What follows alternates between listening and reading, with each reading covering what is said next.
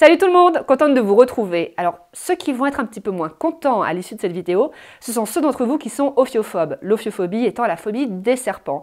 Puisque vous allez voir, ça va beaucoup parler reptiles pendant cette vidéo, puisque notre héroïne du jour aimait beaucoup les reptiles. Elle les aimait même peut-être un petit peu trop. C'est ce qu'on va voir tout de suite. C'est parti!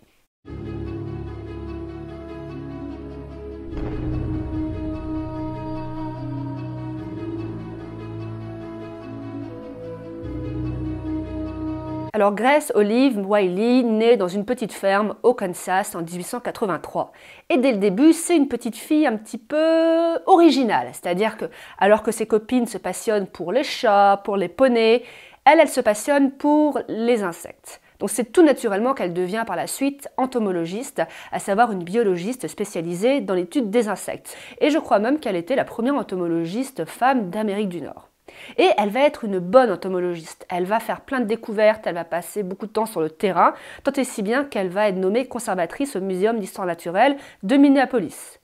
Une des premières femmes également à avoir été nommée conservatrice d'un musée. Il faut savoir qu'à l'époque, elle a la phobie des serpents, elle ne peut pas les voir. Sauf qu'un jour, à l'âge de 30 ans, donc dans la collection du musée, elle tombe sur un serpent à sonnette. Un serpent à sonnette vivant, je précise. Et là, elle est fascinée. Elle se rend compte qu'en fait, le serpent n'est pas agressif, qu'il ne cherche pas à la mordre. Et elle va se dire que peut-être tout ce qu'on dit sur les serpents qui sont agressifs, dangereux, c'est faux. Et qu'il existe peut-être un moyen de les domestiquer, comme on domestique les chiens ou les chats.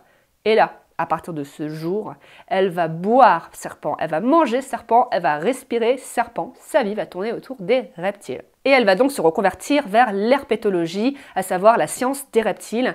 Et là, elle va faire du bon travail. Elle va être la première personne à parvenir à élever en captivité des serpents à sonnette. Personne n'avait réussi à faire ça avant elle. Et donc, elle va parvenir vraiment à découvrir plein de choses. Et surtout, elle va mettre au point une méthode pour habituer les serpents à être manipulés par des humains. Donc au début, elle va mettre un linge autour d'un bâton et puis toucher le serpent pendant des semaines avec ce bâton, puis finalement le manipuler avec ses mains, tant et si bien qu'elle va habituer comme ça des mambas noirs, des cobras, des serpents à sonnette à être manipulés à main nue par elle. Et ça va commencer à déplaire à ses collègues du muséum, puisqu'elle va prendre l'habitude de laisser errer dans son bureau au musée des cobras, des mambas. Alors, moi j'adore les animaux, mais c'est ma grande passion. Mais mon collègue de bureau, là, commence à laisser traîner son cobra dans nos locaux, je démissionne. Hein. Donc forcément, elle va être licenciée. Hein. Et là, elle va trouver un emploi au sein d'un zoo à Chicago. Sauf que, elle va retrouver ses vieux démons et elle va se faire virer après avoir laissé 19 serpents sortir de leur enclos. Elle supportait pas de voir les serpents enfermés, elle les aimait tellement, elle voulait leur faire plaisir. Mais bon, voilà quoi, elle est un petit peu trop avant-gardiste, je pense. Donc elle va se mettre à son compte et elle va ouvrir un zoo privé en Californie et elle va aussi devenir consultante à Hollywood et fournir des serpents aux studios hollywoodiens. Par exemple, c'est ces serpents qu'on va voir dans l'adaptation de 1942 du Livre de la Jungle. Et elle va essayer vraiment de sensibiliser les gens, de leur prouver qu'il ne faut pas avoir aussi peur des serpents. Et des visiteurs à travers le pays vont se presser vers ce zoo qui a la particularité de laisser ses pensionnaires en semi-liberté. C'est-à-dire que quand on se promène dans ce zoo, on peut voir des cobras, des mambas en liberté, on voit Grace qui les manipule, qui se promène avec sur l'épaule, et elle trichait pas, hein. Elle n'enlevait pas les venins, non, c'est juste que les serpents étaient habitués à elle. Sauf que après tant d'années à manipuler les serpents, Grace va un petit peu pécher par excès d'orgueil.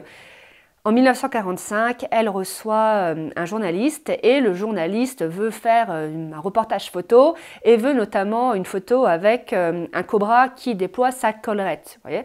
Sauf que, en fait, ça c'est pas du tout une position naturelle pour le cobra. Normalement, un cobra, ça n'a pas sa collerette déployée. Je ne sais pas si c'est le mot correct. Hein. Si jamais il y a des scientifiques qui me regardent, mettez en commentaire les vrais mots qu'il faut utiliser. Et donc pour lui faire plaisir, elle ne va pas utiliser un de ces cobras domestiqués, elle va utiliser un cobra qu'elle vient de recevoir, donc elle n'a pas vraiment eu le temps de dresser, donc un cobra un peu plus anxieux qui lui du coup va déployer sa collerette. Et malheureusement, comme il n'était pas imprégné, elle se fait mordre par le cobra. et va mourir 2 heures plus tard. Et par la suite, c'est un petit peu triste parce que ses proches ont essayé de maintenir le zoo de Grace parce qu'ils savaient qu'elle adorait ces animaux et que ça lui aurait brisé le cœur s'il leur était arrivé quelque chose. Sauf que ils n'ont pas pu et les différents animaux, reptiles, donc serpents, lézards, ont été vendus aux enchères et on ne sait pas ce qu'ils sont devenus. Donc voilà, alors si une chose importante, ne vous souvenez pas de Grace comme d'une excentrique. Je veux dire, c'était avant tout quand même une biologiste très sérieuse. D'ailleurs, elle a découvert donc des nouvelles espèces d'insectes, mais aussi des nouvelles espèces de serpents. Et grâce à elle, on a appris vraiment beaucoup de choses. Donc voilà, j'ai pas du tout envie de salir sa mémoire et de la faire passer pour une folle.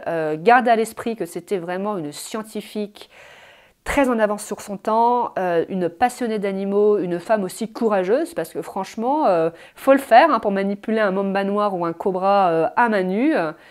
Et voilà. Donc c'était une petite vidéo un petit peu courte, ça changeait des précédentes. Je pense que les 2 prochaines vont être un peu de ce format-là, un peu plus cool. En tout cas, je voulais dire un grand merci à tous ceux qui likent les vidéos, aux nouveaux abonnés, à ceux qui commentent surtout, parce qu'en fait, ça fait plaisir de voir noir sur blanc que les vidéos plaisent. Et c'est beaucoup de travail, en fait, les vidéos, on ne se rend pas compte. Et c'est vraiment génial de prendre le temps de liker, de commenter. Et voilà, j'espère que ça va continuer à vous plaire.